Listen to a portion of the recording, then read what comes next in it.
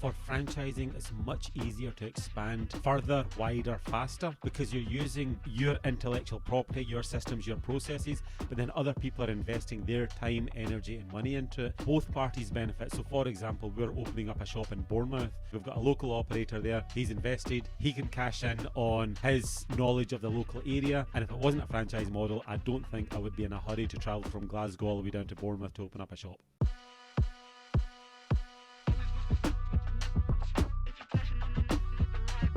Welcome back to another episode of Rec Talk. I'm your host, Nitin Sharma, founder of RecTools.io, co-founder of Rec Circle, the Recruitment Curry Club, and host of this podcast is probably what you want to call it today.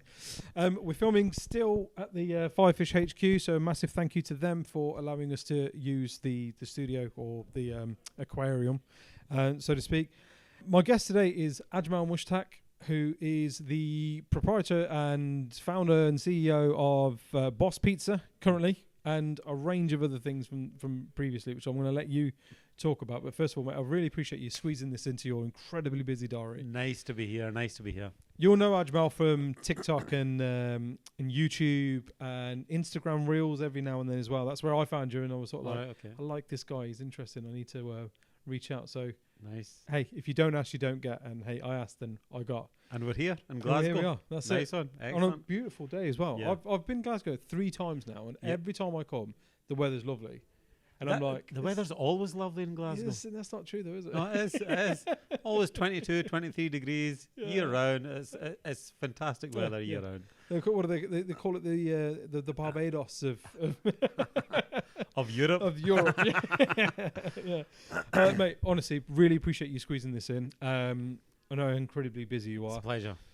For those of you who don't know, Ajmal has a incredibly sort of successful business model with Boss Pizza, which is the fastest growing franchise within the UK. In the pizza sector? In the pizza sector, or take fast food, whatever. Yeah, fast food sector. And there's a reason it works, and there's a reason it's been as incredibly successful as it has. And I think there's some lessons that we can learn within the recruitment industry from that, and emulating a model similar. But look, first of all, do you want to give us a bit of background and kind of your story? How did you end up sat here? Well, I studied law at Glasgow University. Went to work in London for 10 years. That's where I learnt my craft: systems, processes, people. The importance of training, and then after just under 10 years, I decided to run my own business. Left that, started my own business, built that up to being a hugely successful business. Sold that, and now I started Boss Pizza about 3 years ago. And I'm just on this incredible journey where I wake up every day and I am just raring to go. So, in a very, very small nutshell, that is me. I find it interesting that you've kind of studied law, got into a very good job at Accenture, and then kind of gone, nah, I'm going to go and... Because you had I think the BBC called it the UK's largest takeaway business at one point. Yeah, I owned so Accenture, worked there for just under 10 years. I had everything, great job, great lifestyle. Yeah, the pension, everything. Jet set lifestyle, traveling first class. You're dealing with amazing people. You're working in the best offices. It was just amazing. But there was a burning desire inside to do something more. I knew I had so much more to give. Then I decided to leave that and go and start my own business. And I put myself through hell for 6 years. The first 6 years of my business, and then things really ramped up, and it's been great ever since. And so you sold the original business and then moved into Boss Pizza, right? Yeah. Most people at that point, after a successful exit from a business, would go, okay, that was a good ride. Now I'm going to go and do some fishing and just slow down and chill the fuck out a little bit. What made you think, oh no, I need another challenge now? Most people wouldn't do that. It's in the DNA of an entrepreneur. You do one thing, and if you sell that, you move on to the next thing. I would find it incredibly difficult to sit there with my feet up and do nothing. I would go mad. I would drive my wife mad. She would boot me out of the house. I think I would just get demotivated, demoralized very, very quickly. So for me, right now, I'm working harder than I've ever done before in my entire life. From morning all the way till when I go to bed, it's all work, work, work. But I'll tell you something, Nitin, I am happier than I've ever been. And what do you put that down to then? Not the financial metrics or the vanity metrics. Then what is it? It's just I love what I do. I love creating things and seeing them grow. And it's not about the. I can hear my car alarm go. Is that? I was going to say. Is that your car? Yeah. that is, mate. Oh my God! Right, there you go, mate. It's just a Range Rover. Yeah. It'll be the one doing that. That's annoying. That's really annoying. Welcome to Glasgow, right? Yeah. So where were we? Someone's lost. Breaking into your car, but just before that, I lost my train of thought. So where were we? Yeah, I'm working harder than I've ever done before. Let's just rewind a couple of minutes. So now I'm working harder than I've ever worked before, but I'm happier than I've ever been, and the reason for that is I love what I do. I love creating things and seeing things grow, and the sense of satisfaction, money can't buy that. No, I like that. Yeah. So you put a lot of emphasis into marketing and social media. Yeah. Right? Where did that kind of start, or where did that come from? And what was it? Lessons learned? Was it looking at the way the market's moving and buyer behaviors and trends are changing? Do you know what I mean? So what sort of triggered that off for you? I think just inherently I'm a business geek. From my teenage years, I used to read the Sunday Times business section and nothing else. I'm not interested in the sports or, any of the other headlines. It was always about business for me. And I think I've always just had that business entrepreneurial spark inside me. And I've got a very simple saying: there's no point doing a good job if no one knows about it. If you're doing a good job, regardless of industry, get out there and tell the world that you are amazing at what you do, and use as many different methods and channels as you can. So, for example, we've got 30 different marketing channels. I spend 50% of my time promoting the business, and I spend about 8% of my total sales promoting the business. Okay. And then people say you're successful.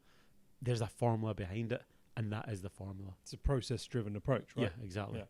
So you clearly hold the sort of the branding and the marketing element in high regard, and you're investing a lot into that. Tell me about some learns that you've picked up along the way. What works, what doesn't work, or certainly what has worked and what hasn't worked for you. You need to be more specific. I can give you learns across the board. Be more specific. Are we talking TikTok? Are we talking social media? Are we talking newspaper advertising? No. Are we talking billboards? I'm talking digital, social media advertising. Right, so social media. Things like your TikToks are great for driving customers in, right? Because people will be like this guy, didn't know what Boss Pizza was. Oh, there's one in my area. I'm gonna go check it out. Right. But from a business perspective, let's go attracting franchisees. Yep. Right. What's your marketing channel for that, and what worked and what hasn't worked? The marketing channel is TikTok. Okay. Everything is driven through TikTok, and I'll tell you something, right? What we do here is a formula that has made us very successful in Boss Pizza. What we do is we put out short form videos. So I film a lot of TikToks. We put them out, and every single channel that we put them out, we're pointing towards our franchise website. Even my personal page is pointing towards my franchise. The Boss Pizza page is pointing toward the franchise. So we're putting out dozens of bits of content on a daily basis. And whether you see it on LinkedIn, on Instagram, or on Facebook, or on TikTok, it's all pointing to one website, and that is a Boss Pizza franchise website, and that's what generates the leads. That's the bit you're trying to say. Yeah. Right, So we're focusing call to action is key. All of our effort onto one website. That's it. Okay. Look, let's explore this franchise model and the decision to go down that route, right? So, and I think for me, the parallels between that and recruitment businesses in the UK are there, in that most, if not all, recruitment business owners that I speak to want to grow and scale their business. that involves a investment of cash, but also then an investment into people and sites, or a combination of both. Yep. It's the same within your business model. In theory, one of the options would have been to go, well, I'm going to take all this cash that I've built up in terms of from the successful businesses in the past, I'm going to just invest that in this, and you know what, we're going to open up sites here, and we're going to staff them ourselves, and we're going to do that. You've gone down the franchise model. What was the decision making process for that, and why was that the thing that came up on top? I think for franchising, it's much easier to expand further, wider, faster, because you're using your intellectual property, your systems, your processes, but then other people are investing their time, energy, and money into it. So the combination of both of these factors is what makes a franchising model successful, in my opinion. No, it makes sense. So you're taking someone who is ready to open up their own restaurant, but hasn't got either the collateral or the marketing understanding and the brand behind themselves, because they could just open they could open up any variation of a pizza place, but actually no, I want that brand and the way these guys do it and this guy's menu and this. Exactly. And both parties benefit. So for example, we're opening up a shop in Bournemouth, and we're thinking, gosh, who fancies travelling from Bournemouth all the way, who fancies travelling from Glasgow all the way down to Bournemouth? Whereas we've got a local operator there, he's invested, so he can cash in on his knowledge of the local area, and we've got a Boss Pizza franchise in Bournemouth. And if it wasn't a franchise model, I don't think I would be in a hurry to travel from Glasgow all the way down to Bournemouth to open up a shop. Yeah, makes sense. That makes sense. And then there's an element of sort of responsibility being taken on by that person who's also putting an investment in, right? Rather than that employee-employer mindset. So makes sense. Makes a lot of sense. You've got international expansions on the horizon now as well? Yes, we were at the International Franchise Show. We took out the biggest stand. It was very impressive. And that was to enable us to open the door for international expansion. We're not going to expand right now, but what we are doing, we're planning 3-4 years ahead. So any business who wants to make it big, you've got to have one eye on today, and you've got to have one eye on tomorrow. What's going to happen 2, 3, 4 years down the line? And I know Boss Pizza is going to go international in 3-4 years' time, but we need to plant the seed today and do the groundwork today if we're going to be successful in 3 years. Tell me something. When you first set this up, was this always the vision? So effectively, are you playing out the plan? Yeah. So the plan from the start was to start Boss Pizza and grow a national brand. So that is the vision statement, to make Boss Pizza one of the most recognizable pizza brands in the UK. That's the vision statement from day one. So, I know the answer to this question. The answer obviously is yes, but that's important then, isn't it, right, to have a robust business plan in place? Yep. I get the reason I ask that is because certainly in our industry, recruitment businesses are really easy to set up. Low cost, revenues there, but people go in with this kind of lifestyle mindset, right?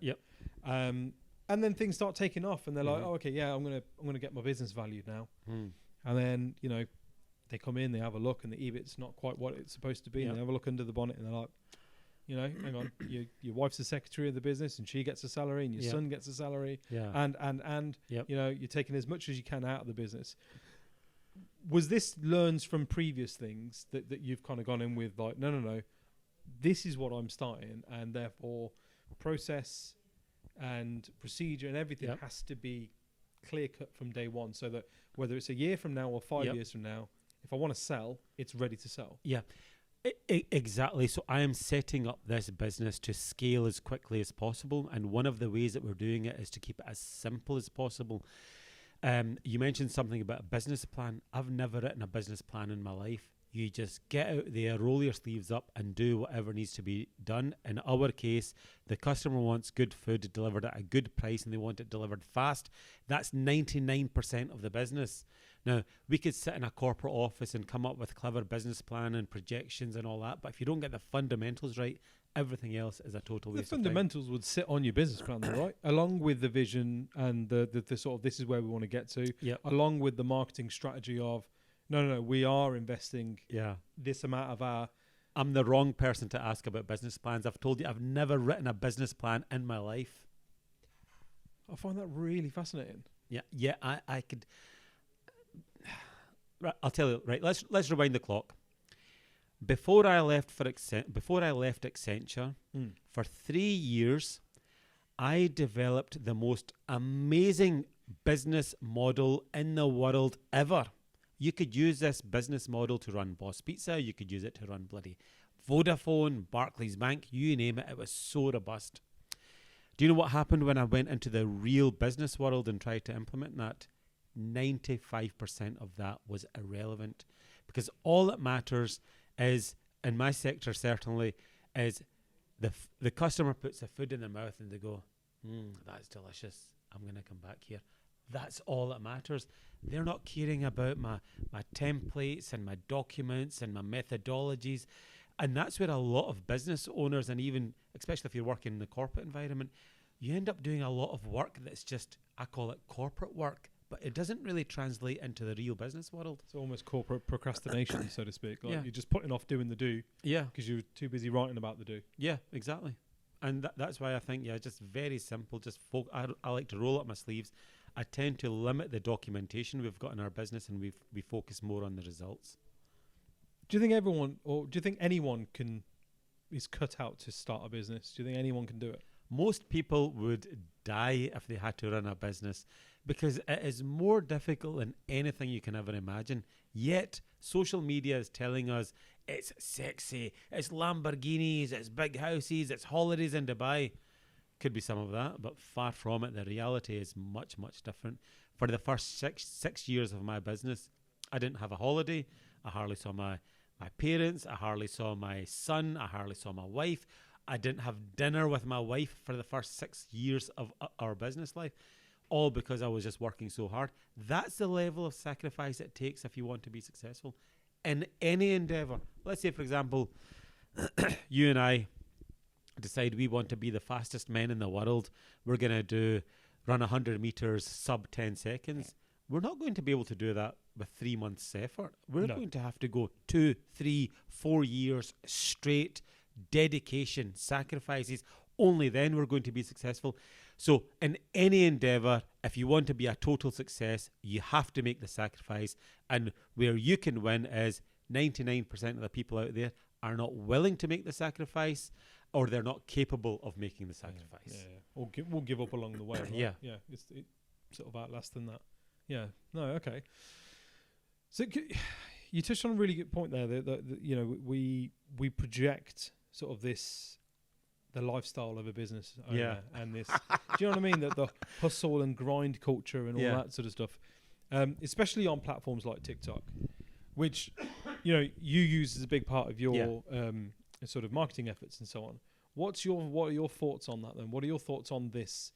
Do you know when you? Yeah, I'm trying to word it in like a. So you get invited to Glasgow University. There are Ajmal, can you come and do a speech to the young minds of the future? Yeah.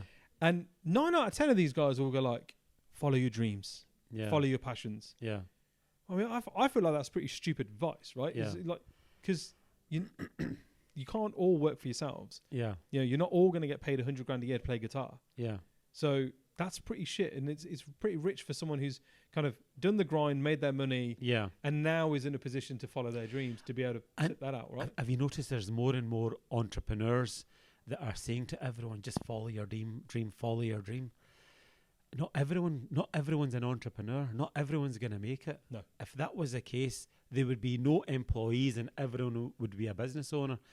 Life doesn't work like that. I think that is... It's not bad advice, but I don't think it's as good as it's being made out to be. Mm-hmm, mm-hmm. I think that a lot of this is down to the fact that, see, we grew up on the Rocky movies, right? Right. This is my analogy on this. We grew up on the training video, him running up and down and like hitting the bag, and then at the end going, yay, and then you get the payoff. Yeah. So we grew up on that. We grew up on the Scarface montage of, he's working and then the money's piling up and he's working and the money's piling up. Yeah. These guys have grown up on they just see the success. They see the end product, right? Yeah. They see the there's Iron Man, you know, and here's the Hulk, and these are the richest, strongest, fastest people, and that they just happen to be that way. Yeah.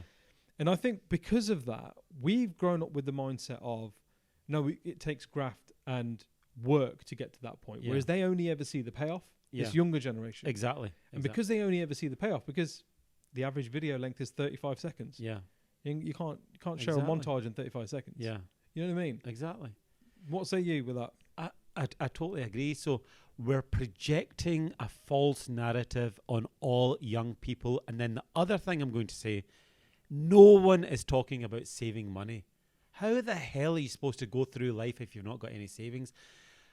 A few years ago, I was putting money in the bank. That's all I do. I put money into bank. When it's there, I buy property. That's only two things I do.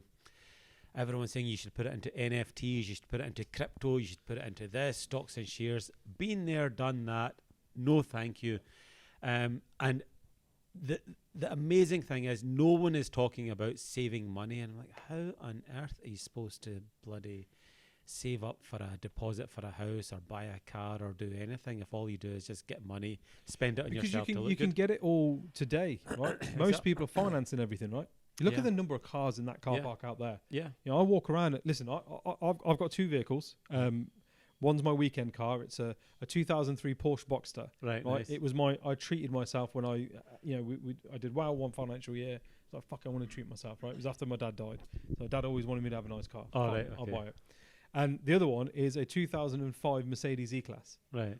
And literally, people laugh at me when I go to clients' places and I'll get the podcast equipment out and they're like, "Didn't expect you to be driving that." And I'm like, why? Like, you know, I look around and I'm like, I know how much my mortgage is a month. Yeah. So that to me is the comparable figure for what my car payment should be. Yeah. And if my car payment is more than my mortgage, I ain't buying that car. Like, you know what I mean? Like, I'm living here and I'm driving that. And I think you look around, everything can be and is financed. Yeah. I want a new TV. When we grew up, when mom and dad wanted to buy a new TV, what would they do? They save up for it week after week after week, and they're like, right, we've got enough money. Let's go to Argos now and see what's out there. Yeah, right? Exactly. You don't have to do that anymore. It doesn't happen now. I need a TV, I'll go and I'll just finance it over 5 payments. Yeah. You know? Because if Amazon won't let me do it, PayPal will. If PayPal won't let me do it, fucking Klarna's around somewhere, they'll do it for me. Yeah. It's interesting that I've got a different take on it. I've got a slightly different skewed take from most people. I actually respect someone more if they've got a car that they've bought and paid for, even if it's an older, clapped out banger. I respect that more than someone driving a car that's leased or hired or on finance. Yeah. That's just the way I am. That's my take on it, right? My thing is, listen, if my car breaks down, I know I can turn a spanner to it, right? Yeah. Anything newer than sort of 2005, I'm going to struggle with. But anything before that, I can change a few bits and I'll figure it out, good. Right? I'll figure it out. And YouTube's a really useful resource for that sort of stuff, right? That's my take on it. But absolutely. Like I don't personally begrudge people who do that, but I see it time and time again when I'm doing the coaching and mentoring stuff that I do with recruitment business owners. Yeah. Their business has been open 6 months. Yeah. They've made maybe 3 or 4 placements. So, you know, 5 to 8 grand fees have landed in the bank 4 or 5 times over, and they're straight on the leasing deals. Yeah. Right. I'm going to get a car on lease. Then I'm going to move to an office, you know, I'm going to get the nicest office I can. I want Birmingham City Centre, or do you know what I mean? Or I want a WeWork or this, that and the other. And you just sort of, I cringe with that sort of stuff because I grew up on listen, if we have £100, we're saving 50 of it. Yeah. We only have £50. Yeah. Do you know what I mean? Mentally, you've only ever got half the money that you actually have earned that month or week or whatever. Yeah. So it boggles my mind, but there's a bubble, man. There's a bubble. I can't understand how on the one hand we can talk about a cost of living crisis. Yeah. And on the other hand, restaurants are full every fucking night, every week. Do you know what I mean? Like cars are full of cars that are, sort of brand new cars, or certainly within 3 years old. Yeah, but that don't seem sustainable to me. Yeah. But what where do you see the? It leads to the economy conversation I want to have with you, which is, what's your take on what's going on in the UK at the moment from a longevity perspective? Cost of living crisis. Yeah, don't get me started on that. I think people aren't even aware of what's going on.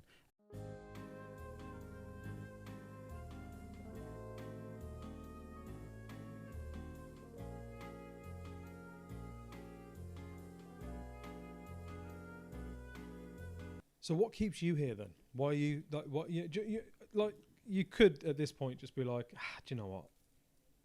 Stop all of this. Let me move out to one of the tax havens that's set up out there. And listen, I'm happy in Scotland. Sunny 23 degrees Scotland. 365 days a year. No, I'm really happy in Scotland. It's a great place. This is where I was born, in Glasgow. I grew up in Glasgow. I went to university in Glasgow. Okay, I worked in London for 10 years. But I consider Glasgow my home. And I don't think I would rather pay more tax and stay here rather than be scooting around all over the world dodging tax and not being settled. I've got young kids. I want them to go to a stable school, go to university, and then get a good job here in Britain. I'm not interested in dodging tax and running around trying to evade the tax man. Yeah. Plus, it wouldn't itch that entrepreneurial piece either, because you're not done yet. Right? And where's the sense of satisfaction in running around trying to avoid paying tax? Yeah. I hear that. It's too much upheaval for me and my family to do that. I think maybe if you'd asked me this maybe 20 years ago when I was maybe 30 years old at the start of my career, I've not got many ties to Britain. I've got some family. I don't have many assets. Let's up and move to Dubai or wherever is the hot place of the day. But I think now I've just got too much going on in the UK. No, fairs. Last thing I wanted to ask you about from my point, and then we can we'll open it up to whatever you want to talk about. But India, Pakistan. Mm-hmm. We grew up with this sort of, I kind of call it like toy hatred, right? Of like, India playing Pakistan in cricket. You know, you got to pick a side. Yeah. Right. I had the fortune, at the time I've considered it to be a misfortune, but I had the fortune of living in India in Mumbai for 3 years, when I was 9 till about 12. And, Hindu, Muslim, bhai bhai was the phrase, right? Yeah. Muslim, Hindus, brother. Right? Yep. I've witnessed India turn incredibly right-wing since when I was a young lad, right? And I've witnessed that then sort of filter down into things like my mom and her opinions on things, right? I grew up, I'm a Hindu Punjabi, right? We grew up incredibly close to the Sikh community. My mom kind of pulled us out and fractioned away from the Sikh community. Doesn't have anyone else in her circle other than Hindus and that kind of thing. Is that reflected in the Muslim community? Has there been a distancing because of the political tensions over there? Have you noticed that in sort of the people you grew up with or within your family? And do you know what I mean? Couldn't care less. I've got Indians in my network here in Scotland. It hasn't even made 1 ounce of a difference. Like, why should it? I think I think there's this whole India-Pakistan rivalry. There's a Scotland-England rivalry. I don't even care about that. So Scotland are playing England and there's this massive...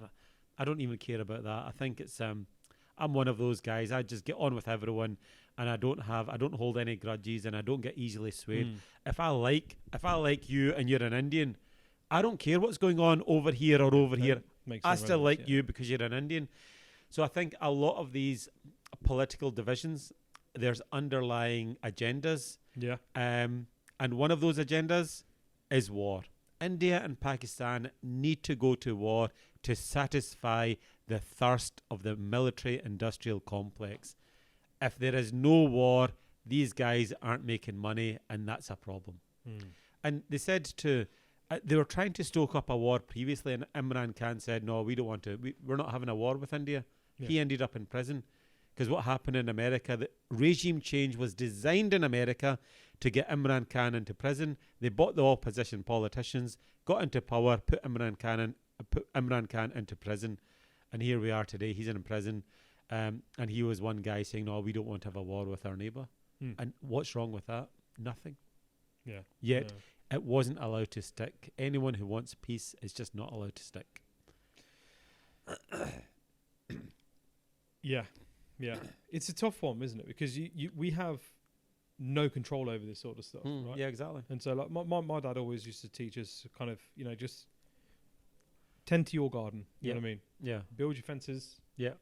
And just look after your garden. Yeah. So all you can control is that. Yep. The whole world could be falling apart around that, but just keep looking after your garden and Yeah. you'll be all right. Yep. I used to laugh at him. Like, Yeah. oh, what are you talking about? Oh, yeah. And then as you get older, you're like, fuck, he was right. He was Yeah. right. You know, he'd say things like, make sure you keep a foot holding back home. You know, we've got all this stuff out in India. Yeah. You should learn about it. You know, keep a foot holding out there, because one day you might not be welcome here anymore. Yeah. You think you're here. You think you're welcome today. You are. Tomorrow Yeah. you might not be. And then again, you kind of wake up in this world that we're in now, and you're like, fuck, man, the old man was right about that as well. Yeah, exactly. We're no longer welcome. Exactly. Yeah, strangers in our own country Yeah. is the phrase, wasn't it? But there you Yeah. go. Any pearls of wisdom you want to leave us with? You tell me. Give me a topic. I can share a pearl of wisdom. You name Right, it. biggest learn in business. Biggest learning in business is don't underestimate how tough a journey it is. It is so much more difficult than you can ever imagine. That said, it is also so much more rewarding than you can ever imagine. Biggest mistake or regret in business? Biggest regret, biggest mistake, I think being too soft, being too nice in the early years of my business was a major disadvantage. If you've got something good that you're selling at a good price point, be confident in that and don't let other people's opinion sway you too much. And my biggest mistake probably was putting too much emphasis on other people's negative opinions. I would allow that to affect me. The best thing you can do is just ignore the hate, ignore the criticism, and stay in your path and just carry on, soldier on, and achieve your results. And for me, the big thing for me was I used to get derailed almost by criticism in the early days. That was a big mistake. Yeah. It's a good thing you got over that, because TikTok's full of that sort of stuff. Eh? Oh, see now, no one can offend me, right? I'm getting hate left, right, and centre. I am an expert at dealing with hate because I've had so much of it. Criticism, negativity, you name it, I've had it. Now, your ability to deflect is now I can deflect it. I love the I love the apology video for the for the electricity bill. That for me, after watching that was when I was like, I need to shoot this guy a LinkedIn message, man. Like, if I'm up in Scotland and he's available, we're gonna make this happen. That's hilarious. Right, let's talk about that apology video, just so for the benefit of someone who doesn't know. Please. We took out the biggest stall at the International Franchise Expo. These things are expensive. It costs nearly £70,000 there or thereabouts. You need to run a 3-phase electric supply to your stall because we've got I think it was a 13-meter long screen. Yeah, it was a big old one. Okay, yeah. What's the price for that? £5,500. Bloody hell, that's expensive. I wasn't expecting it. Anyway, so I paid it. So I did a video saying, "Oh, this stall cost 70,000. The floor cost 28,000. The team cost X thousand. I don't know the exact numbers now. Yeah. The electricity was £5,000. Bang! The comments started flooding in. £5,500. That's corporate lies. You're talking shit. That's bullshit. Never. It doesn't cost that much for electricity." And then I put out an apology video where I said, I got the bill out and I said, I'm really sorry. I put on a sad face. I'm really sorry. The bill was, sorry for lying. It wasn't 5,000. It was actually £5,900. Yeah. So listen, I'm an expert at deflecting hate. I've had that much of it. It doesn't bother me anymore. I love that. Biggest win and success. Biggest win in my life. I'm going to go a little bit different. I think the biggest win for me, the happiest moment of my life ever, was when I held my son in my arms. I'm a tough guy, right? Nothing sways me, never cry.